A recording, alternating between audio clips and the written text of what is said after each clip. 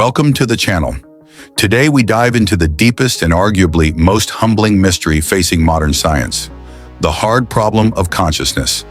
This isn't just an academic debate, it's a question that forces us to rethink everything we know about ourselves, the brain, and the very nature of reality. We live in an age of neuroscience where, thanks to MRI and EEG, we can see the brain in action, literally observing neurons firing. We can treat diseases, create artificial intelligence, and even 3D print organs. We have broken matter down into quarks. Yet when it comes to the most important thing, your inner world, your subjective experience, science is forced to surrender. Why? Because we cannot answer one fundamental question. How does matter give rise to qualia? In 1994, philosopher David Chalmers permanently changed the consciousness debate by splitting it into two parts, the easy problems and the hard problem. By easy, Chalmers meant tasks that neuroscience and psychology can and do successfully explain using standard scientific methods, focusing on physical mechanisms, information integration, how the brain combines sounds and images, the ability to learn, and distinguishing stimuli, how you see a light and react. These are explanations of function. Now we come to the insurmountable barrier. The hard problem of consciousness is the question of subjectivity, or, as philosophers call it, the question of qualia. Qualia are the raw, irreducible, internal, qualitative sensations that cannot be logically conveyed or explained. What does chocolate taste like? What does joy feel like? What is it like to see a bright blue color? You can describe blue as a wavelength. You can explain how that wave is converted into an electrical signal in the brain, but none of that explains why this process is accompanied by the subjective sensation of blue. This is the gaping, explanatory gap between physical processes and internal experience. This is where classical, materialistic science is powerless. The main blow to traditional materialism comes from philosophical thought experiments that show physical facts cannot fully account for qualia. The most famous is Mary's room. Imagine Mary, a brilliant neuroscientist who has spent her entire life in a black and white room. Mary knows absolutely everything about the physics of color. She knows every wavelength and every neural pathway. When Mary leaves the room for the first time and sees a bright red apple, she gains new knowledge, the knowledge of what it is like to see red. Since she knew all the physical facts before leaving the room, but still learned something new, this proves that subjective experience cannot be completely reduced to physical facts. Another argument is the concept of the philosophical zombie. This being is physically absolutely identical to a human. It walks, talks, and reacts, but it lacks internal, subjective experience, no qualia. If materialism is true, such a zombie is impossible. But if we can conceive of it without contradiction, it means consciousness is an additional, non-physical ingredient that is not required for purely physical function. Neuroscience doesn't give up. Its main goal is to find the neural correlate of consciousness, NCC, the minimum set of neural processes that always coincide with subjective experience.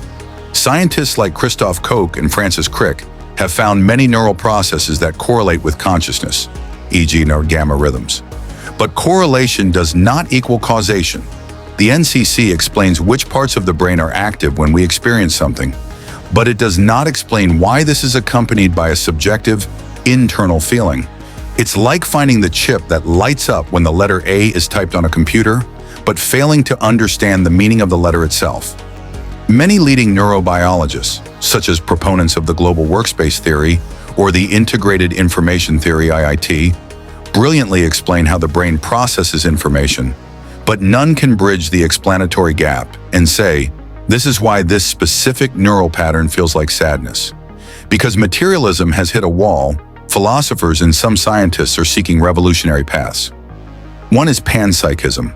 This radical, growing idea asserts that consciousness, or at least proto-conscious properties, is a fundamental, ubiquitous feature of the universe. Consciousness is not a byproduct of a complex brain. Consciousness is a property inherent in matter itself, perhaps even at the level of electrons and quarks. In this theory, Your brain is simply an incredibly complex structure that combines these elemental bits of proto-consciousness into the complex subjective experience that is you. Another approach is a property dualism.